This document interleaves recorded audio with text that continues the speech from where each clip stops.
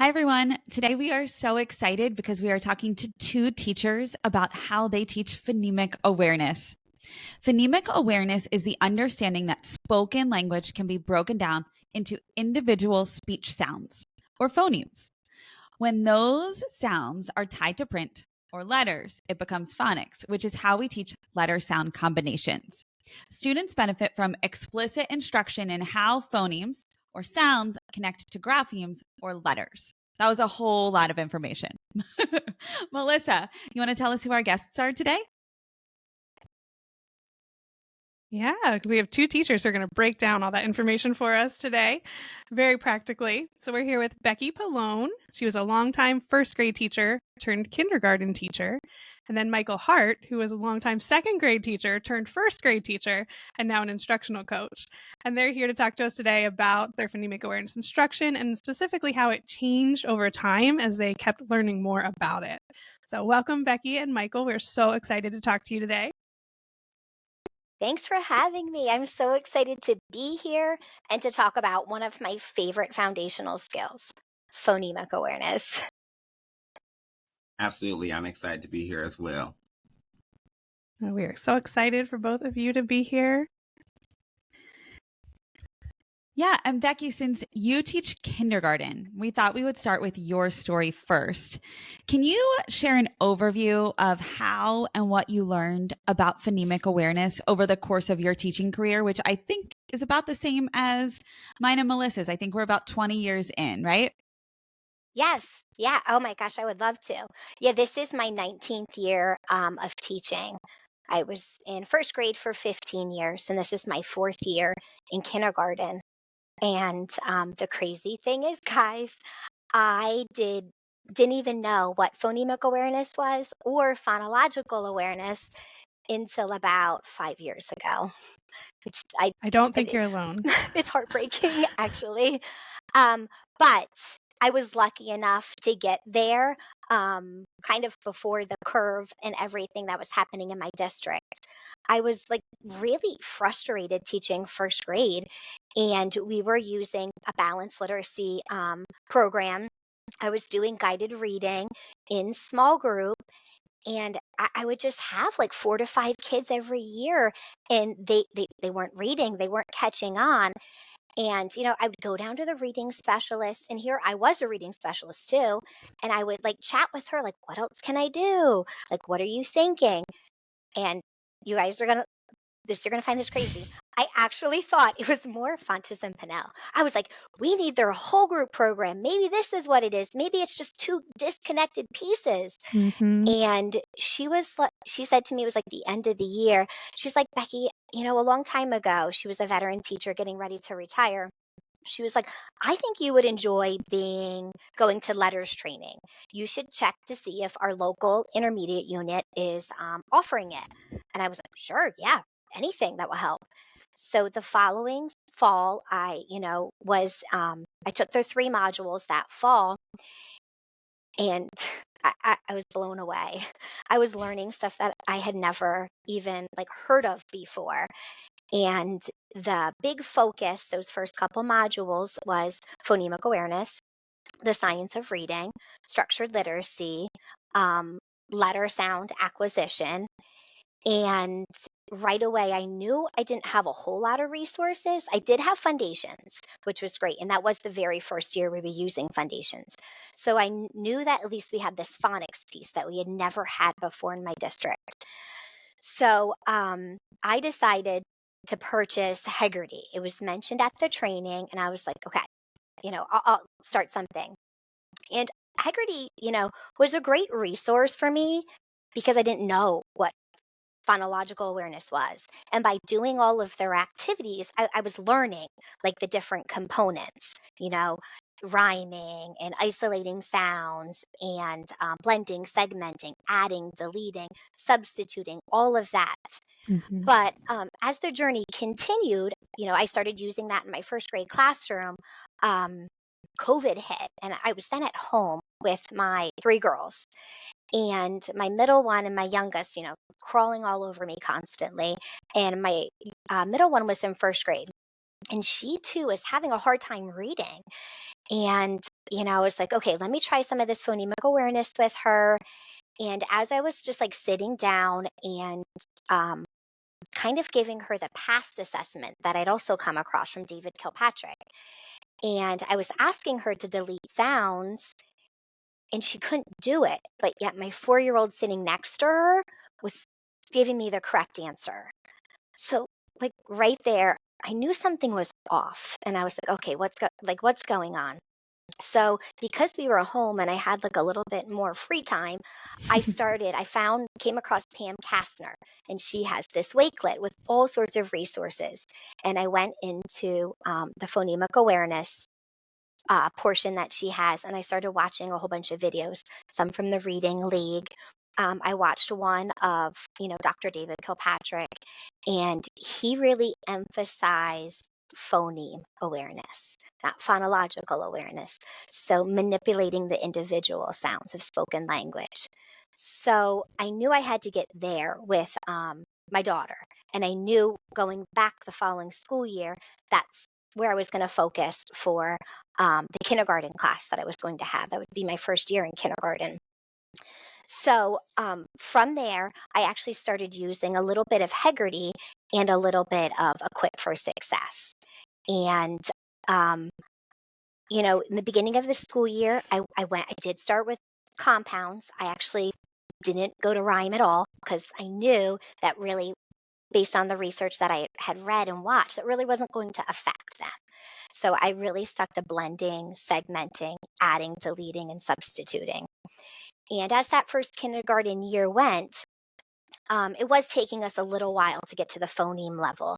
And when I had introduced all the letters and the sounds, and yet my kids weren't able to decode because they didn't have the blending skills yet. Like I'm asking them to decode 3 sounds, but they can't orally blend 3 sounds. I hadn't shown them that yet in phonemic awareness. So again, I knew something was off. I'm like, okay, so something's, not right here. My timeline isn't right. My scope and sequence isn't right. Back onto scouring the internet again, finding more resources. And that's when I became pretty active on Twitter. And I came across this big debate on phonemic awareness in the dark, phonemic awareness orally. And from there, I learned that, okay, I need to be using letters when I'm teaching these kids to blend and segment, add, delete, and substitute. And it is crucial for me to get to that phoneme level. The question was, okay, how do I get 5-year-olds there? I need to get them there faster, but like, how can you do this? And again, while I was on Twitter and, coming across different webinars and conferences and stuff, I was introduced to Anita Archer. And I went onto her explicit instruction website, which is a gold mine. If you haven't been on it, like when I watch her videos, I want to be Anita Archer. She's I so agree with you. structured. Yeah. And those kids just learn because of the way her classroom is set up. So I took her I do, we do, you do, and started implementing that with my phonemic awareness in order to get them to move faster. So I thought to myself, okay, I'm going to show them how to do compounds, blend and segment, and we're going to do a couple days of it, a week of it, and if they have it, boom, I'm moving on. And while I was doing that, like the compound, like a week of compounds and then a week of syllables, I was actually kind of doing 2 things. I was setting up the structure of how we blend and segment, like using our Conan boxes and using cubes to manipulate and stuff, but also getting them used to hearing sounds and hearing these big pieces of sound that they could hold in their working memory a lot easier than, individual phonemes. So I spent this year and the past year, 2 weeks, that was it, on compounds and syllables. And by that 3rd and 4th week, I had moved on to body coda. Now, I had read a paper and watched a webinar by Selena Gonzalez Fry about continuous blending. And I don't know if it was called continuous blending. It's continuous phonation. And she talked about, the working memory and sliding that first sound with the vowel. So I thought to myself, hey, let's get to body coda, which and I'll give you an example of it is putting the first two sounds together before tacking on the final sound. So I'm going to do the word sat for you. It goes sat. And my kids could hold on to that S and that A sound, the sa, and then put it with the t and come up with sat. If I would have went at, some of them, that S sound would have left their working memory already. So I was trying to like warm them up to hear three sounds by starting with body coda. And so that's kind of how I then decided, okay, based on this article and this webinar I saw, all the research kind of like affected what I did in my classroom. Like, I'll do some body coda. And for this year, we did about 2 weeks of body coda before I felt that, they were independent with it. And then right from there, I went to two sounds. And I was really particular about how I was going to teach two sounds. I was going to use Anita's Archer's I do, we do, you do. And I was going to have them echo me. So I would say like two. Kindergarten, say two. Watch me. Ooh, your turn. Ooh. And we did a ton of that back and forth until finally they were showing some independence of that.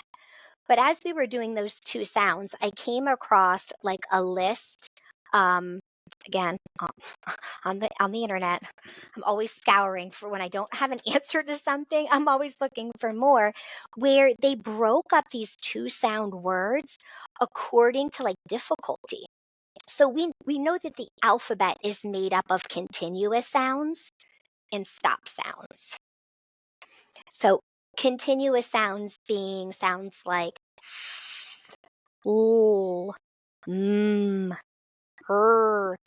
So this list had all of those continuous sounds that you can drag out first, and then it had a vowel. So for example, one of the very first words on the list was off. You can go off, and you can hold those two sounds. So it was easier for my kids to blend and segment with those words because it didn't disappear right away. It was still there in the forefront of what they were hearing. Yeah, so I kind of like would started making my own lists. I kind of put, the two curriculums that I had aside, although I wouldn't call Patrick's a curriculum, more like a resource. I put them aside and was like, okay, I know they have great words in here. So I would just find certain words that I wanted to use and then create a list of 10 to 12 words that I was going to use that day in my phonemic awareness practice. And then once I felt they had that, if we were starting with two continuous sounds, I would kind of like bump them up a level. I'd be like, okay, we'll do our first sound continuous, and maybe our second sound would be, well, can't really do that because that's a consonant, but slowly, make each list a little bit harder until we got to three sounds. And then finally, right now in kindergarten, it's like middle December, we're working on blends with them. So yeah, it has been like quite a journey of like trial and error and looking for finding more resources to kind of tweak the practices that I'm doing in my room.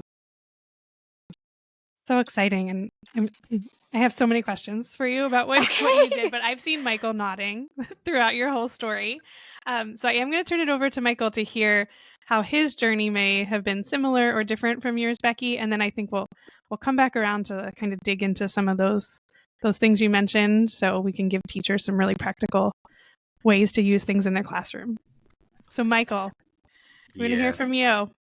Absolutely. So I was nodding a lot because as she was speaking, I was just reflecting on my experience, as a second grade teacher, but specifically a second grade teacher coming right back to school after, being out for COVID. So I had a lot of second grade students who developmentally were kind of at that kinder level. So as she was describing okay, let me start with two sounds and let me teach you how to actually blend. I will, really related to that, and I recorded that down while we were talking. But my journey is like a little bit different. So I haven't been teaching for 15, 20 years. I'm still very at the start of my journey, I would say, so I've been teaching for about 6 or 7 years, but I've been in my district as an intern. I did all my internships in my district. So I started really learning about foundational skills because I had a very seasoned teacher for my senior internship in second, and she had been a first grade teacher. So she was, I call her the queen of phonics. So this concept of phonics is something that I saw her really pulling kids and actually teaching them to read using sounds. She had been teaching a long time. So I was like, what is this? So I actually got to learn a lot about foundational skills from her. And being at the school I was at, there were a lot of Spanish speakers who were not learning how to read. So that inspired me to learn more about um, evidence-based practices. And I went and got my master's. And I did have a program where I learned about phonemic awareness, but I did have a professor that said phonemic awareness can be done in the dark. So when you said that, I was like, that is like word for word what I was taught in that program. But, since evolving from that and knowing again letters, incorporating the letters, absolutely more impactful. So, my district, I would say at the time had journeys. So we didn't really have a strong phonemic awareness program. And it was last year where I decided to take the plunge. I'm like, let me go down. I've taught second grade, I've taught third grade. Let me see first grade. Like, because a lot of people say first grade is the grade you learn how to read. So I'm like, okay, let me go to first grade and see what this is about. And that's where I was officially introduced to Haggerty because it is a part of the first grade whole group tier one curriculum.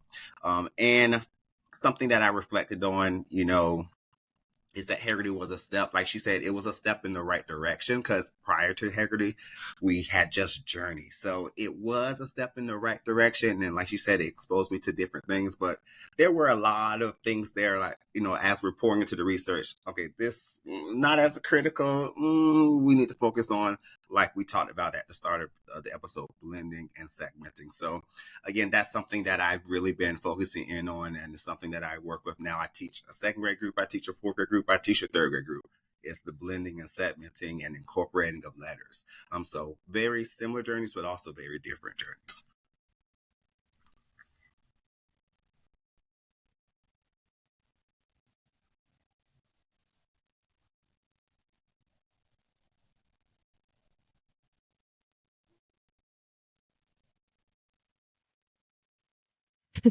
Sorry, we can cut this part out. I was seeing if Lori wanted to jump in. So I didn't want to keep going if she was, but I think she might be on a delay. Am I right? Okay. All right. We'll cut this part out, I promise. All right. So I think I'm just going to ask some questions of both of you then. And we can dig in a little bit more on some things. So I think if we want to start, well, I'm going to ask the question like we're actually asking the question. So I wanted to ask both of you about, you both mentioned this like focusing in on segmenting and blending. So can we talk a little bit about, you mentioned it, but let's dig in even more. Like, what were the skills that you felt like you didn't need to do, or you learned from research you didn't need to do, or you learned from watching your kids that it wasn't necessary to spend so much time on? And then let's dig back into the even segmenting and blending. You're saying those are the most important. What did you do for those?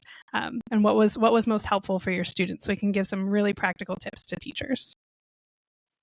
Yeah, so as I, again, having taught second grade and third grade, it was having that lens and knowing, okay, if I want my kids to start knowing how to read faster, there are certain skills I'm like, this isn't really important. Haggerty, like I said, step in the right direction, but doing thumbs up, thumbs down, whether the word rhymes or not, isn't really helping us learn how to read the word. And I remember being in second grade and I had students struggling to read two-letter words. The word was at, and they couldn't read it. So just getting them to attend to the letter sound correspondence was really something that really pulled me into focusing more on the blending and segmenting and kind of working with words at the phoning level, because then I knew that they would be able to apply that to other words. Even now when I'm working with third graders, I'm like, okay, you messed up on this word. Let's look at the sounds. And I'm drawing dots under the sounds. Like, let's sound it out. C and K together can represent or can spell what sound. So, I'm still really trying to get students to attend to those individual sounds so they can try to carry and apply that knowledge to new words that they may encounter.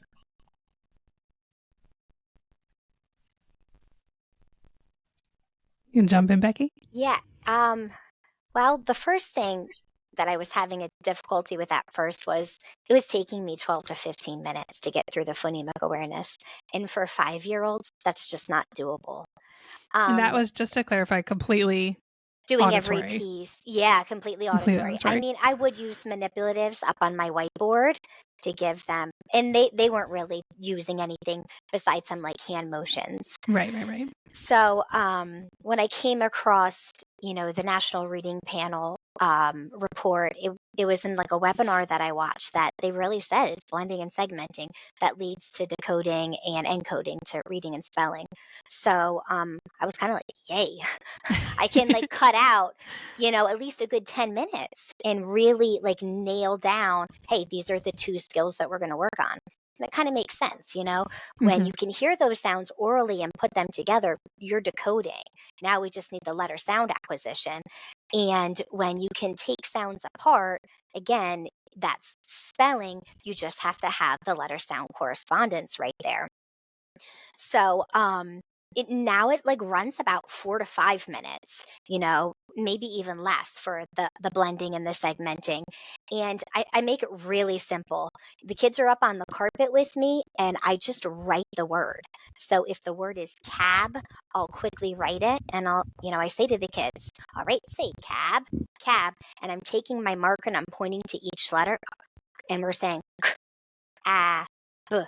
And then I quickly erase it and, write up another one real quick and like point to each letter as we go to segmenting. Same thing with blending. I'll write the whole word up on the board first. Again, if the word, is 10, I write it up there and I point to each letter as I say the sound and then have them put together. What's the word? And they say 10. So they're seeing that phoneme grapheme correspondence while also doing the blending and the segmenting. And it's only taking us 3 to 4 minutes. And then boom, we've moved on to, our next skill, which is letter sounds typically. Is there anything about any of this agree. that surprised you? Oh, sorry, Michael, I'll start again. No, I was just saying that I agree with her. I adopted the same practice, yeah. I think I was like, surprised because for like over a year, I thought they needed all of these skills.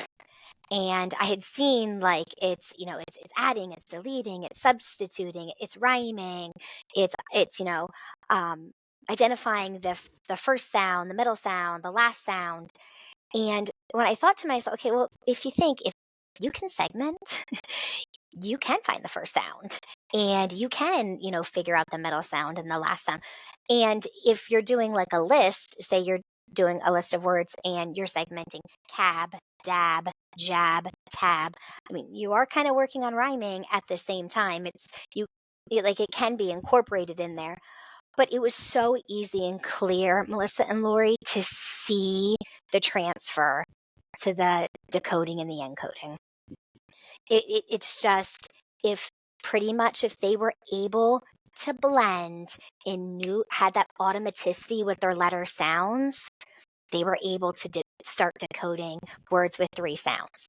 And then for the encoding, if they were able to segment and I know what that, sound j looks like, and they could write it, they were able to spell those 3 sound words. And that's where we are right now, currently in kindergarten. We're all blending CVC words, and we're all writing CVC words like with ease because our letter sound correspondence is very automatic and our blending and segmenting is so strong. Yeah, it makes so much sense. We just talked to a researcher who said, basically, even though you see all those skills under phonological awareness, like you said, Becky, it's like you see them under that umbrella and you're like, oh gosh, okay, we got to do all of these. But he said that, there's research that shows that even if a student can't rhyme well, that doesn't predict whether they can read well. And so like not to get caught up in that just because it's an easier skill, move on to that segmenting and blending and go back to the rhyming if you need to, but you don't have to spend a ton of time there. And the same with those advanced skills, like deleting and reversing and those ones it's not as necessary for actually learning how to read. And the segmenting and blending is. So I'm glad to hear that you two found that same thing through practice as the researchers did. Yeah, and I think you just said something so important. Like, it's so hard to take the research and what's out there and start putting that into practice in your classroom if you're not aware of the research. I feel like I've been fortunate enough to have the ability to, have some time to be, an active participant on Twitter and come across so much that's there, that's free, and that's accessible, that allows me to constantly keep up to date and to change my practices. But I even think back to like my letters training or the resources, the curriculums that our school gives us. And if you don't know, you pick up this resource or this curriculum and you think, yeah, I'm doing the right thing here. Like this, I'm doing the blending, the segmenting, the rhyming, the adding, the deleting, the substituting, and this must be it. But unless we're constantly, that constant professional development is there, and unless our district is keeping up, it's not out there. And as a teacher, like I'm fortunate enough to like have like a close knit of K1, 2 at my building, and we do talk about it. We're very interested in it, and so we change our practices for what's best for kids. But that impact, even in my school district, is not district wide. It's kind of just my secular building. And I feel like there's probably so many out there that have that feeling. They just, we're in this for a reason. We all want to do what's best. We just don't always know what that is. Yeah. And you said, Becky, like you were lucky to have even that. I know no one's lucky for the COVID time, but you were able to have that time to like sit back and reflect and do a little research and practice with your daughters. And Michael, you got really lucky with having a teacher who taught you some things, because we weren't all that lucky to have people that were able to teach us that right from the start. So yeah, you guys were both very lucky to have those times. And not just lucky, but you both have really open mindsets, which is also a big deal too, especially, no offense, Michael, you're new, but Becky being so far in and still being so open to changing year after year after year is a really big deal. So kudos to both of you. All right, so I do have another question that, because we brought this up a couple times already, but I'm just gonna let's dig into it. Michael, you said you had a professor that said about teaching letters or phonemic awareness should be done in the dark, and Becky, you brought that line up too, and the researcher we just talked to as well, he also brought that up, and so it's such an interesting one, because I know that I think for some people, especially with Haggerty, it feels really safe because it's like, you're doing phonemic awareness because it's it's auditory. So you're just dealing with the sounds. And I think there's some like hesitation to add in letters, because then it feels like you're not doing phonemic awareness anymore. Does that make sense? Does that resonate at all with either of you? Yeah, especially. I'm sorry. Yeah. I think I came across something like that on Twitter. There was a discussion about that, like, oh, once you add letters, it's phonics. But then I think someone said, well, that just because it's phonics doesn't mean it's not phonemic awareness, right? Ideally, good phonics and spelling instruction will still continue to reinforce phonemic awareness. That's what I feel. Right. Yeah, bottom line, we're trying to get them to read.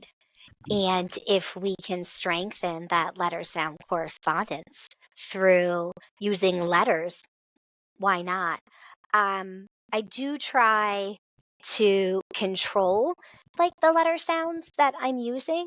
Since my kids were reading CVC words, those are the words that I'm choosing to blend and segment with when I go to use actual letters.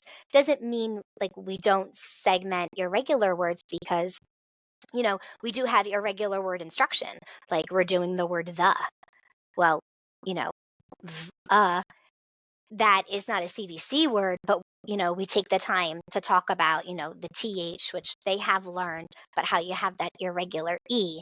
So as far as using the letters, I don't always go into other patterns that the kids haven't seen yet. I kind of keep those patterns controlled until we're learning that particular skill in phonics. Because Can you give some examples of that, Becky? Yeah, I like my phonemic awareness to go with whatever I'm doing in phonics. So as a kindergarten teacher, I spend the bulk of, first 5 to 7, no, not 5 to 7, first 1 to 7 weeks of school, teaching the letters and sounds. No letter a week or letter a day. It's about like 2 to 3, letters a week. So say if the word, I'm doing D, all of my words that I choose to blend and segment with will have a D as the initial sound or a D as the final sound. So before I even introduce that letter, my kids have heard it come out of my mouth probably 24 times. If my list have like 12 words on them. So they're already prepared, and they caught on to this pattern right away. By the time I got to one of my final letters, which was J, and I'm doing okay, ready? J, A, B. And they're like, jab, j, et, jet. And they're like, oh, we know the letter, Mrs. Pallone. It's going to be J. And because they got used to that structure. So I try to stay within, whatever the phonics skill is. That's what I choose to do for the phonemic awareness. So using the letters, I'm not introducing like these crazy patterns to them that they're not going to understand. Like, for example, if I was doing J, then using the word gem, because it's a soft G. So I wouldn't put that word in there, because then I would have to stop and they would look at that, and now I've just confused them. Like, wait a second, I thought G, we represented it with, or the G sound. So they would be all confused. So I think if you're going to use letters, you can take a deep breath and you can just think to yourself, hey, what exactly am I teaching in phonics? I can create a list based off of my phonics skill that I'm working on, because by using letters and with the phonemic awareness, I'm just going to be reinforcing what I'm going to step to next during my phonics instruction, or when we're doing our blending or decoding or our encoding. And I think that it takes a lift or like a weight off the teacher's shoulders, that they're not going to expose them to all these crazy patterns, and it's a little bit more structured and controlled. Yeah, it reminds me of a bit. Lori and I talk a lot about how we used to have like writing time separate from our reading time, and we used to like separate those things out. And now we're like, why would we do that? Like, we should be writing as we're reading. They should be so connected. And phonemic awareness and phonics feel like the same to me, right? Like, why would I think some people are having like separate phonemic awareness time, and then later they get to their phonics time, and it feels like they're so interconnected that why would we not be doing it together? No, that's a great point. It just makes sense. It's just more exposures for the students, more opportunities. Because they say to make those connections. Yeah, they say with letter sound acquisition, it could take up to 100 exposures. I mean, not all kids, but that's a lot of times that they have to see that letter and hear that sound. So why not do it in your phonemic awareness and give them those 24 extra exposures, before your letter that you're doing that day starts. That's such a neat way to think about it. I love that. It reminds me of the practice of interleaving, where we're coming back and around to teach, I think of it like a cyclical manner, right? So we're coming back to teach something explicitly, and review that we've already taught. But I also, just more commonly. It makes me think of a dance where we're stepping forward and stepping back, stepping forward and stepping back, and how we're supporting the phonics with the phonemic awareness. I'm wondering, Becky or Michael, if there's a specific order. Like I know you're following that scope and sequence, but is there a skill to focus on in a particular order? Is there anything you want to elaborate in terms of like organization?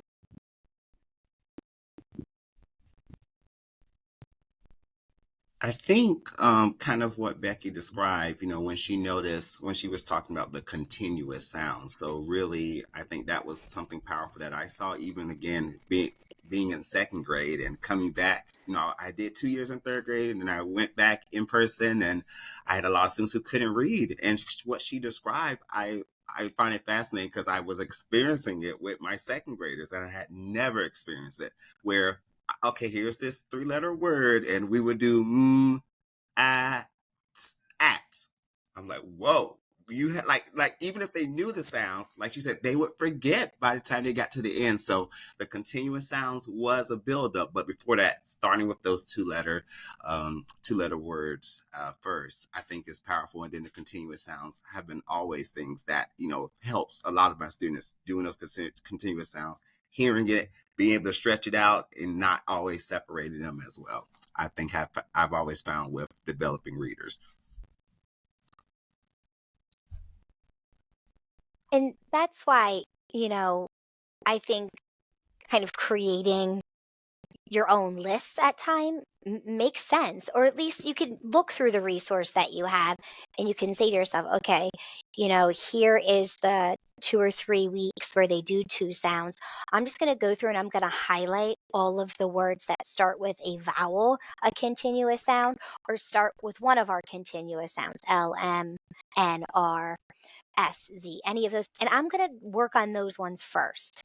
And then when I think they have acquired that and can pretty much apply it independently, I'm going to stay with those two sounds, but I'll just go back and grab all of those other words that my resource has that maybe start with the stop sound, like the word boo.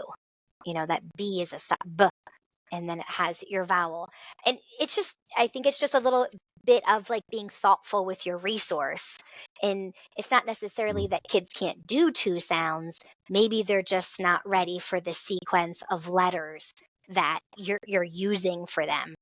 And then, continue with that pattern through the three sounds. Hey, you know what? Probably going to start with like, again, words that start with an S and maybe also end with a continuous sound like the word Sam. It starts with this, ends with a M, and both of them can be held out. And I think getting them to blend those sounds will be a little bit easier before we get into a word like tip, where the T's already gone, and then the P's already gone. That's a little bit harder for them to hear, hold in their working memory, and kind of slide those sounds together. What I love about what you both are saying is there's always this like pitting of teacher knowledge and curriculum against each other, like, oh, it's just about the curriculum, or oh, it's just about teacher knowledge. And what I'm hearing so clearly from both of you is that it's both, right? Because if you don't have the teacher knowledge, then you're just following those, right? And it's maybe not best for your kids, or it's not maximizing your time as efficiently as you'd like to. But if you don't have the curriculum at all, the resource to pull from, then you're starting from scratch. And even if you have the knowledge, it's a lot of work to then go make all those lists for every single day of which words. And so I just love the way you guys are speaking about it. It really takes both of those to be able to say, okay, here I have this resource. It has some good stuff in it, but I'm going to make my choices of what I need for my students. Yeah, and with that, even if your district doesn't have a resource yet, I mean, a simple, search on Google, put in, CVC word list, and it brought me to a website, The Measured Mom, and I printed out like a whole bunch of CVC words, and all I did was go through and highlight which of those words started with a continuous sound. So when I was ready to go to three sounds, I'd simply like pulled out this one-page paper and knew, hey, start with the words you highlighted in yellow because those are all they all start with a continuous sound. So I didn't have to think of anything, Right. in the rush of the day. And all I had to do really was use a highlighter, which we know all teachers like to use anyway. Yeah. And shout out to Anna Geiger, Measured Mom. Yeah. Fellow podcaster. And if I could add also, the University of Florida, the Literacy Institute, they've done a lot of good work as well. They have a lot of free resources. They have an actual manual now for their program that we're actually using this year for the first time. And I know the phonemic awareness portion is like what she said, is like 1 or 2 minutes, and it's just blending, it's segmenting. It's it's connected to the phonics skill of the lesson. That's kids spelling, practicing those encoding strategies as well. And the manual is only like $70. But online, they have a lot of free. They already have the word list. They have their own scope and sequence. You can find a lot of things on there as well. So a lot of things. They've done a lot of the heavy lifting now. But I know, when a lot of people have started, or even just me being 7 years in, a lot of these things were not there, and we had to kind of piece and learn together and on our own as well. But there are some things coming down the pipeline that people are starting to really put a lot of energy and focus on evidence-based practices. Yeah, I'm so glad that you mentioned that. I never even asked what UFly stood for. What's it stand for? Michael just said it. Yeah, University of Florida Literacy Institute, UFLI, UFLI. That's it. Yeah. I didn't even know. I thought that's what it was, but I didn't feel confident saying it. I have the manual. I didn't. Yes. Well, we'll link all of these resources. I think you're talking about the Florida Center for Reading Research Student Center activities, and we'll make sure that those all get linked in the show notes. And every resource that we've talked about today. So check out the show notes. I'm taking notes. He's talking about the UFly manual, right? And the UFly manual. I think he's talking about both. Right? Mm-hmm. Yeah, I was talking more about the UFly, but I've used sorry. the Florida Center. We'll cut this out. It's fine. Well. That's a mixed We'll cut it bag. out. That's from the FSU. I'm talking about the one in Gainesville, University of Florida. Okay. UFly, yes. Sorry, I'm on like a terrible upload delay, so I feel so bad for you all because I can hear you in real time, but I know I'm on a delay for you. So I totally apologize.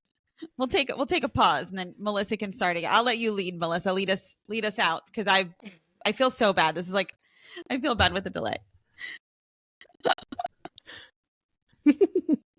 All right. So to close us out, I think we'll just ask a general question. If you guys could give any, whether it's a tip for the classroom for teachers teaching phonemic awareness or a resource that you would really send them to, you guys mentioned a couple already, so you don't have to repeat those, but any other resources or just anything else, like a big takeaway about this topic that you want to share, this is your time to give a last plug or all of the above.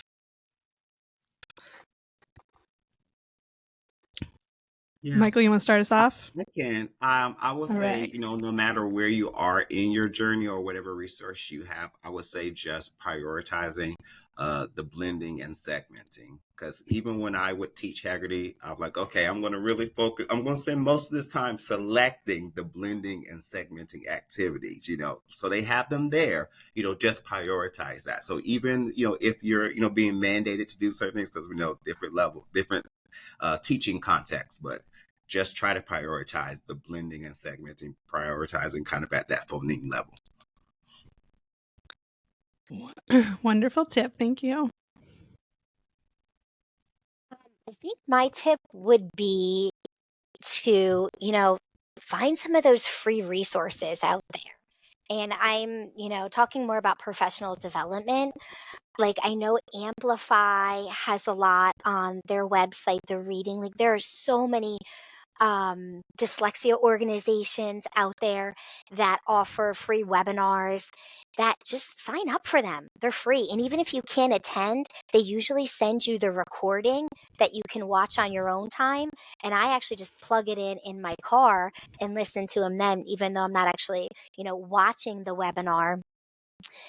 And then Michael and I were a part of a fellowship at the Goyen Foundation, and they are at Science of Reading classroom on Twitter. And a lot of, what Michael and I do and the research that we read and the things that we watch, we try to apply that in our own classroom. And if you, follow them on Twitter, you're going to see a lot of wonderful different teachers putting these practices in their classroom, like in front of kids. Like real live, not just us telling you about it, but you actually get to see it. And then you can like mimic and model and practice in your own classroom. I think that's like a very valuable resource out there on Twitter and X, sorry. And it's definitely Do the same worth, thing. getting a Twitter or an X handle. Yeah, I can't transfer over to that. It's just hard. I can't either. I mean, that's how I found you guys and started listening to your podcast. And that's how I've listened to a bunch of podcasts. It was just, through perusing through Twitter and starting to follow more people and recommendations and everything. And there's just so much on there for you. Yeah, and thank you so much for bringing up the Goyen Fellowship and the website and their social media. But I forgot to introduce you all as Goyen Fellows, and I am so sorry because that is such an accomplishment for you all in your career. So I apologize for not bringing that up earlier, and congratulations to both of you on that. Thank you. All right. Well, thank you both so much for being with us today, and thank you for sharing being vulnerable to share your learning journeys with us and where you've been and where you are now, and just such practical classroom tips for teachers on what to do for phonemic awareness instruction. We really appreciate it. Thank you so much. No, thank you for having me. This was, I'm not going to lie, it's kind of like a dream come true, being able to talk to the two of you. I've listened to so many episodes and I imagine myself being there, like talking and listening, but I actually wasn't. So this was now you have. amazing. Thank you so much. I can talk Thank about you. reading and literacy all day long. So thank you so much for having me.